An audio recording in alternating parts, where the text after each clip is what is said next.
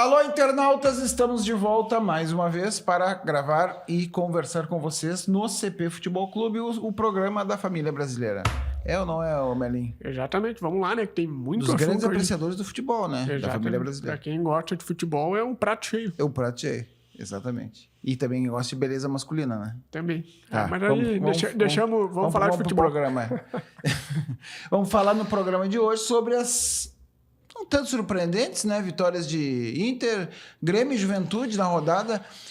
Sabia, 100% dos gaúchos. Sabia que desde 2007 os três clubes não ganhavam na mesma rodada do Campeonato Brasileiro na Série A? 17 anos. Exatamente. Muito tempo, hein? Que loucura, né? Pá. Pois é. Aconteceu nessa quarta-feira. O Inter venceu o Palmeiras em São Paulo, aliás, em Barueri, por 1-0, gol do Wesley. O Grêmio... 2-0 no Atlético Paranaense, espantando qualquer possibilidade de crise na arena. Com jogando gols, bem, inclusive. Jogando bem, com gol de Cristaldo e Soteldo. E o Juventude ganhou do Corinthians no Alfredo Jaconi por 2-0. O Juventude cheio de desfalques e contando com umas falhas... Do Cássio. O Cássio deu uma entregada, né? Deu uma entregada. Importante vitória para o Juventude, né? Já que... O Juventude já tem 4 pontos na frente do Grêmio, inclusive no Campeonato Brasileiro. Já que o Juventude a gente espera que brigue para não cair, já tem uma largada assim importante. É importante, exatamente. E ganhou do Corinthians, que cá entre nós é um time grande, né? E também empatou na primeira rodada com o Criciúma, lá em Criciúma, por 1-1. Então é um bom começo de Campeonato Brasileiro para o Juventude. Agora vamos falar de Grêmio, Vamos falar do Grêmio, 2-0 contra o Atlético Paranaense. O Grêmio que vinha de 2 derrotas, aí, uma na Libertadores e na estreia contra o Vasco, já tinha um clima um pouco diferente lá na arena, que não vencesse o Atlético ia ficar bem mais complicado, né?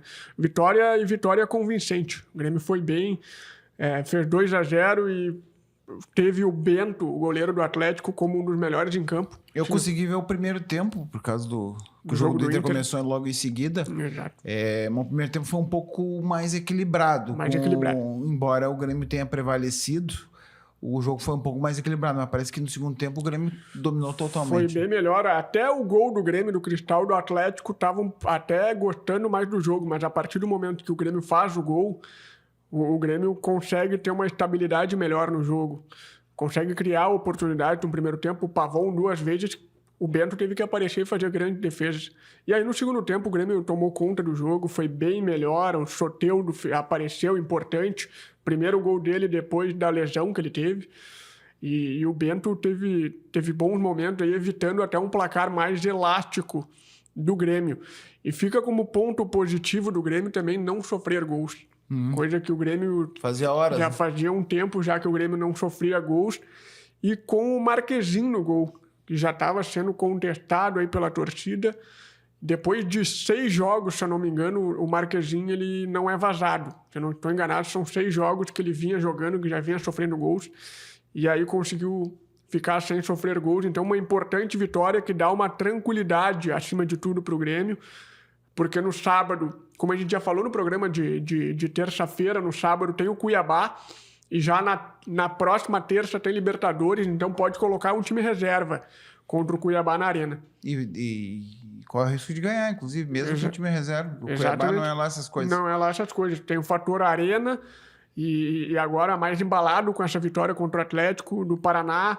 O Renato chegou a falar até em baixar os preços dos ingressos para ter uma arena mais lotada contra o Cuiabá. Pois é, e aquela história de sempre. Não é o Grêmio que define, não é o Grêmio, é a arena. É a arena. E normalmente a arena não atende os apelos de ninguém, exatamente, né? Não tem atendido, né? Mas então uma vitória bem importante, convincente aí do Grêmio, contra um time que até então eram umas sensações do Brasil, dá pra dizer assim, né? Vinha de 8 jogos consecutivos de vitória, né? Desde que o Cuca assumiu. Exatamente, então uma importante vitória que dá uma tranquilidade aí pro Grêmio aí nesse início de campeonato. E o Inter venceu o Palmeiras, que é um dos francos favoritos, talvez junto com o Flamengo, um dos 2 principais favoritos ao título brasileiro, atual campeão. E jogou bem, ele teve uma postura um pouco mais defensiva. O Cudê fez uma pequena variação no esquema, trazendo abrindo mão de um atacante e colocando mais um volante, que foi um Bruno Henrique, que é um volante com chegada, né? Um volante quase um articulador, quase um meia, mas enfim, ele ajuda a marcar também. Ficou um pouquinho à frente do Thiago Maia. Funcionou, o Inter teve várias chances de marcar no primeiro tempo, desperdiçou um pênalti com o Borré, um pênalti que foi cavado, entre aspas, porque na verdade foi pênalti. A gente diz quando é cavado quando o jogador força, mas na verdade foi pênalti mesmo, no Wesley, que foi o grande jogador, o grande destaque do Inter nessa partida. No segundo tempo também aí o Palmeiras foi um pouco para cima, tentou o empate de todas as formas, o Inter recuou um pouquinho mais, terminou o jogo com 4 zagueiros, uma linha de 4 zagueiros. Todos os zagueiros do elenco estavam em campo. Exato. Igor Gomes, Robert Renan, Mercado e Vitão. Não tinha nenhum zagueiro mais à disposição. E ainda tinha mais 2 volantes na frente da área ali. Exatamente, mais o Rômulo e o Thiago Maia terminou.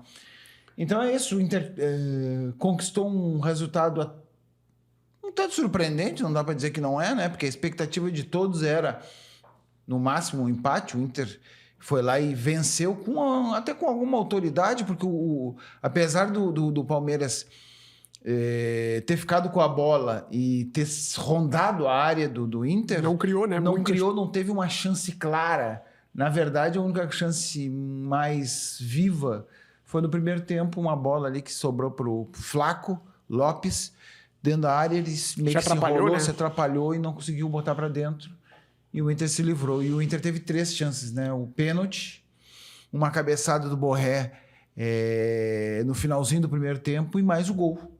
No segundo tempo, teve umas chances em escapadas ali de contra-ataque, mas não conseguiu construir uma chance clara de gol. Teve o contra-ataque saiu, mas faltou ali o penúltimo passe. Ou seja, não transformou em chance de gol real. Soube se defender muito bem, né? Porque é bem como tu falou, Fabrício, não teve nenhuma chance clara.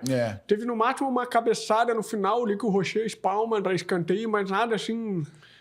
claro. E é assustadora a qualidade do Palmeiras. O Hendrick é um fenômeno. Eu acho que para mim é o melhor jogador em atividade no futebol brasileiro. É um grande jogador. Porque ele joga. Teve uma jogada no primeiro tempo que ele driblou meio time do Inter, né? E tocou uma chance, quase chance de gol, né? Não foi uma chance mais clara de gol porque os jogadores não conseguiram arrematar, mas enfim, foi uma grande chance criada por ele, individual, que ele saiu quase do campo do Inter e entregou a bola para os companheiros dentro da área do Inter, né? Bom, fora de campo, Melinho, temos novidades no lado tricolor? Temos novidade no Grêmio. O Grêmio que está próximo de anunciar aí 2 jogadores nessa janela doméstica que a gente fala, né? Imagina se o nosso internauta tá vendo esse programa amanhã, durante o dia, enquanto tá almoçando com a família, daí... Já anunciou. Vai anunciar então bom a gente deixar claro que a gente tá gravando na noite de quinta-feira esse programa. Quinta-feira, que dia é hoje? Hoje é dia 18... 18? 18 de abril. 18 de abril, quinta-feira. Então, se você, quando ver esse programa, o Grêmio possivelmente já pode ter anunciado. Aí os 2 reforços que são o goleiro Rafael Cabral, e aí é uma negociação com o Cruzeiro que envolve a vinda do Rafael Cabral e a ida do Gabriel Grando para o Cruzeiro. Você faria essa troca aí? Eu acho, sinceramente, que o Rafael Cabral não vai resolver os problemas no gol do Grêmio. Acho que não passa essa confiança. 6 por meia dúzia? Eu acho que sim. É uma opinião que eu tenho. Ele andava falhando lá no Cruzeiro, né? Exatamente. Ficou marcado por isso, ficou sem clima no Cruzeiro por isso, né? Teve falhas bem importantes. Mas ele vem para o Grêmio por empréstimo. Aliás, essa negociação, tanto da vinda do Rafael Cabral como a ida do Gabriel Grando, é por empréstimo até o final da temporada, com a opção de compra. Então, o Rafael Cabral vem, o Gabriel Grando vai para o Cruzeiro. A outra contratação é de um velho conhecido da torcida do Inter, o Edenilson.